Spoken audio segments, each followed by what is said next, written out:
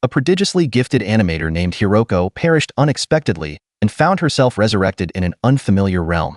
Miraculously, she possessed a unique ability, one that offered a chance of survival in this monster-infested world. The mystery of her identity and the circumstances surrounding her arrival will be revealed as we progress. Our story commences with Hiroko. Following her high school graduation, she secured a position at an animation studio. She dedicated herself to honing her craft, rapidly ascending through the ranks from key animator to director. Her inaugural television series achieved phenomenal success, becoming a veritable cultural touchstone. Her subsequent venture, a romantic comedy film, held the promise of similar acclaim. Hiroko collaborated closely with her studio team. One afternoon, a coworker presented her with the finalized keyframes for the promotional video, seeking her approval. Upon examination, Hiroko instructed her colleague to start over, much to the latter's astonishment. Hiroko declared she would personally rectify the issues. At that very moment, a bespectacled man intervened, criticizing Hiroko's perceived arrogance and her inclination to shoulder everything herself. A visibly enraged Hiroko retorted sharply.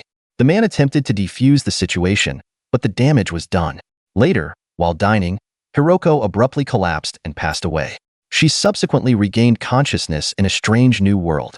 A monstrous creature pursued her relentlessly, forcing her to flee for her life.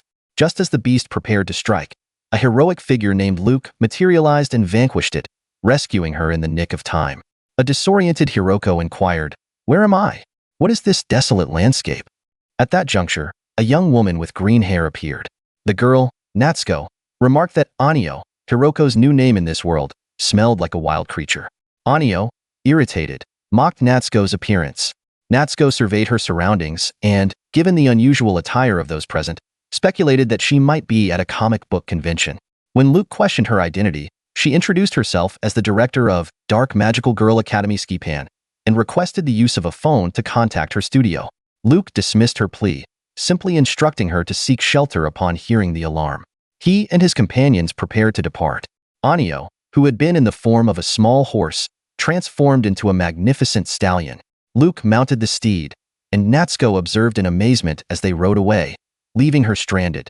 She wandered aimlessly until she stumbled upon a city. Initially mistaking it for an amusement park, she soon located Luke and his group. A large man, seemingly the city's leader, directed his team to aid a neighboring town. Natsuko noticed an individual named Bao Bao among them.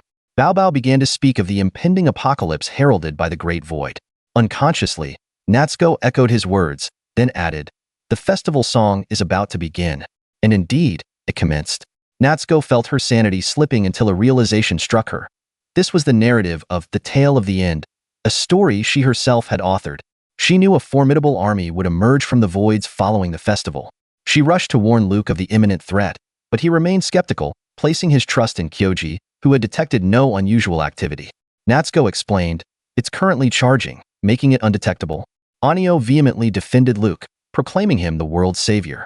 Exasperated by Anio's outburst, Natsuko struck him. Luke swiftly intervened to protect Anio, forbidding anyone from harming his comrades, especially on the day of the festival. Overcome by hunger, Natsuko sought sustenance, only to have Luke snatch the food from her grasp. Her pleas for its return went unheeded. Guards appeared and apprehended her. That evening, Natsuko sat alone, observing the others dine. She knew the Void Army's attack was imminent. Her story dictated that 9 warriors would ultimately defeat them, but only after Anio's demise and Luke's descent into despair. Suddenly, Bao Bao awoke and alerted everyone to the approaching Void Army. The villagers scattered in terror, leaving Luke and his companions to confront the threat. From the city walls, the soldiers beheld the immense horde of monsters. One exclaimed, "We're hopelessly outnumbered. We must retreat." Another countered, "This is the last bastion. We cannot abandon it now." Natsuko pondered, "Have I truly been reborn into the world of the Tale of the End?" Luke and his companions devised a strategy to combat the monsters. Luke requested Kyoji to assess their numbers, but Kyoji was overwhelmed by the sheer quantity. Luke instructed Mimran to fly on Anio and launch a diversionary attack from the rear. The battle commenced. Luke charged into the heart of the conflict, eliminating numerous monsters but sustaining an arm injury. A frightened Natsuko murmured, "I'm powerless." The events unfolded precisely as she had written them. Mimran unleashed her full potential, vanquishing several more monsters.